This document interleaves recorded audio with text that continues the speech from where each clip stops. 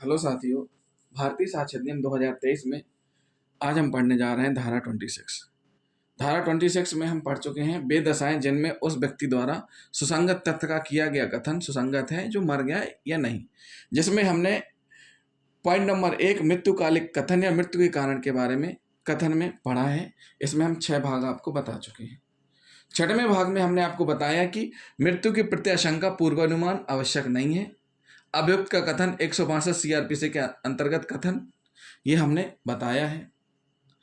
तो साथियों, जो भाग 6 है, भाग 6 में स्पष्ट जो बात बतानी थी वो हम आपको बता चुके हैं। एक बार हम थोड़ा सा बता देते हैं। जो भाग 6 में हमने बताया है कि भाग 6 में जो स्पष्ट किया गया है कि कथन मृत्यु का कारण पैदा होने के पूर्व जो कथन मृतक ने दिया वह उस समय दिया जब मृत्यु का कारण पैदा ही नहीं हुआ था। कथन मृत्यु के कारण पैदा होने के पूर्व या मृतक द्वारा मृत्यु का पूर्वाभास होने के पूर्व किया जा सकता है। इस भाग 6 में स्पष्ट किया है न्यायालय ने। किस केस में मामला क्या था? मामला था पाकना नारायण स्वामी बनाम एम्परर में कि कथन मृत्यु का कारण पैदा होने के पूर्व या मृतक द्वारा मृत्यु का पूर्वाभास होने के पूर्व किया जा सकता है। केवल एक शर्त है कि परिस्थितियां संव्यवहार की परिस्थितियां होनी चाहिए जिसके फलस्वरूप कथनकर्ता की मृत्यु हो चुकी हो। जो कथन है उस चयन को कंप्लीट करता हो जो परिस्थितिजन संव्यवहार से संबंधित है, उन परिस्थितियों से जुड़ा होना चाहिए।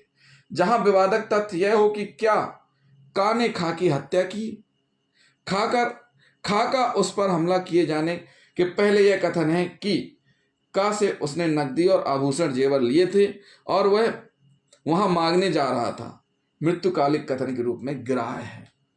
जैसा कि इसमें हुआ है, अभियुक्त स्वामी की पत्नी से KN रुपए लेने गया था। भाग 6 में हमें बता चुके हैं। तो जिन साथियों ने अभी तक हमारा चैनल सब्सक्राइब नहीं किया है तो हमारे चैनल को सब्सक्राइब कर लें। क्योंकि आज हम बहुत ही महत्वपूर्ण विषय लेकर के आए हैं, मृत्युकालिक कथन या मृत्यु के कारण के बारे में कथन भाग 7। भाग 7 में हम पढ़ेंगे निकटस्थ न कि दूरस्थ कारण, कथन तथा मृत्यु के समय का निकट होना। निकटता की समस्या उच्चतम न्यायालय के समक्ष सर्वप्रथम शारदा वृद्धिचंद शारदा बनाम महाराष्ट्र में उठाई गई। कब उठाई गई? शारदा वृद्धिचंद्र शारदा बनाम महाराष्ट्र राज्य में उठाई गई। इस मामले में मामला क्या है, मामले पे फोकस डाल लेते हैं। इस मामले में एक विवाहिता स्त्री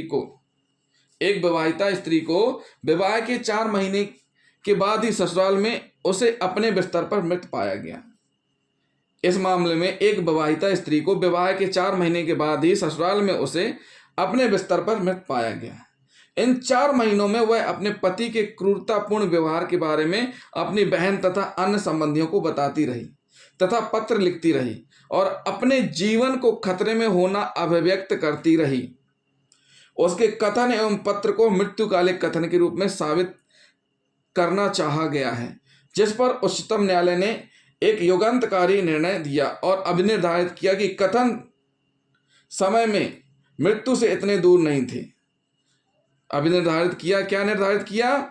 कि कथन समय में मृत्यु से इतने दूर नहीं थे जिससे मृत्यु के कारण से उसकी निकटता समाप्त हो जाए।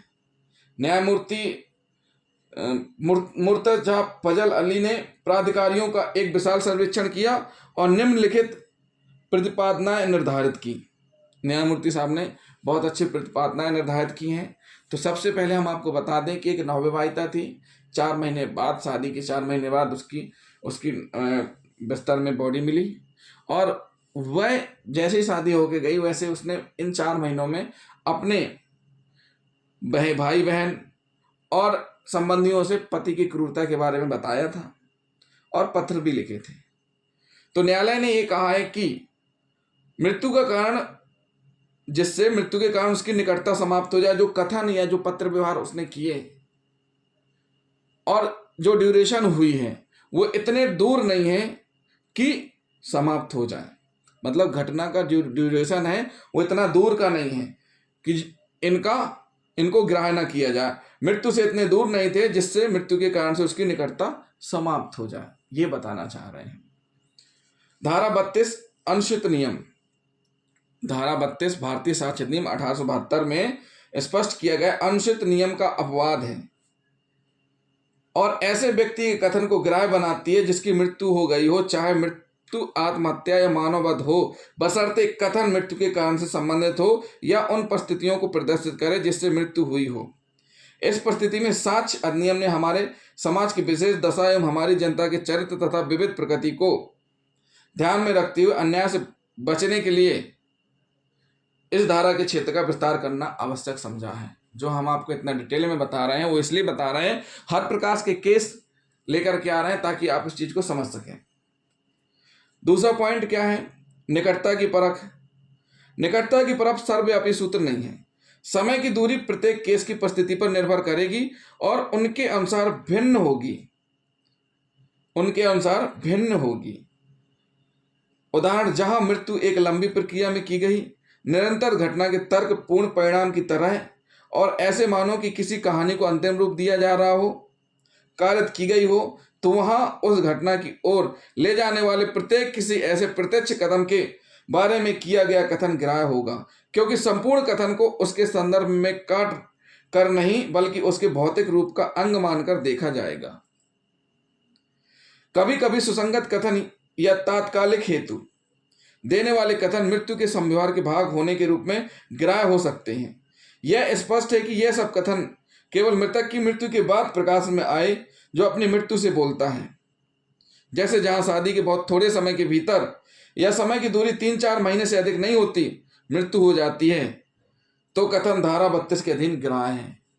3-4 महीने के भीतर उसकी मृत्यु हो जाती है, इस दौरान उसके द्वारा स्पष्ट किया गया कि उसका पति क्रूरतापूर्ण व्यवहार कर रहा है उसके साथ, अपने बहन तथा अन्य संबंधियों को।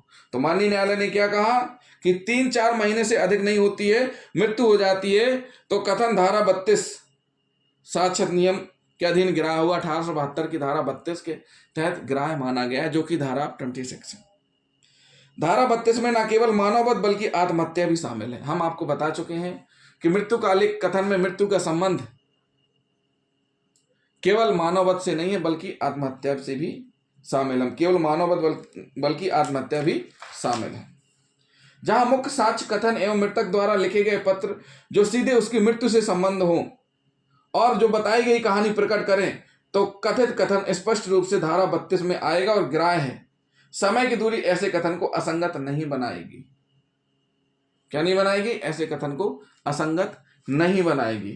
तो साथियों, ये हुआ एक ऐसा निर्णय जिसमें माननीय न्यायालय ने कहा है कि निकट ना कि दूरस्थ कारण कथन तथा मृत्यु के समय का निकट होना ये बताया गया, स्पष्ट किया गया है। हमने एक उदाहरण के हिसाब से आपको समझाने की कोशिश की है, जिसमें न्यायालय ने कहा है कि शादी बहुत थोड़े समय के भीतर है, समय की दूरी 3-4 महीने से अधिक नहीं होती, मृत्यु हो जाती है, तो कथन धारा 32 के अधीन ग्राह्य होगा। यानी कि जो व्यक्ति लगातार किसी को परेशान कर रहा है और पीड़ित व्यक्ति लगातार उस चीज़ को अपने संबंधियों से बता रहा है, फिर अचानक से उसकी एक दिन डेथ हो जाती है, ऐसी स्थिति में जब समय उन परिस्थितियों से को लिंकट कर रहा है, उन घटनाओं को जो उसके द्वारा बताई गई हैं, तो ऐसी स्थिति में क्या कहा गया है कि वो इस धारा में ग्राह्य होंगी। जो इस धारा में जो बताया गया है कि पत्राचार भी किए गए, तो पुलिस ने विवेचना के दौरान वो सारे दस्तावेज जब्त किए। जिन साथियों ने अभी तक हमारा चैनल सब्सक्राइब नहीं किया है, तो हमारे चैनल को सब्सक्राइब जरूर कर लें। अगले वीडियो में हम आपको बताएंगे भाग 8 में अभियुक्त के परिसाक्ष्य से तुलना। क्या बताएंगे? सह अपराधी के परिसाक्ष्य से तुलना और कुछ समान प्रतिपादनाएं बताएंगे जो उच्चतम न्यायालय ने डिसाइड की हैं, समान सिद्धांत हैं, और कुछ हम उदाहरण भी बताएंगे। तो साथियों, हमारे चैनल को सब्सक्राइब कर लें और वीडियो को लाइक और शेयर करना ना भूलें। थैंक यू दोस्तों।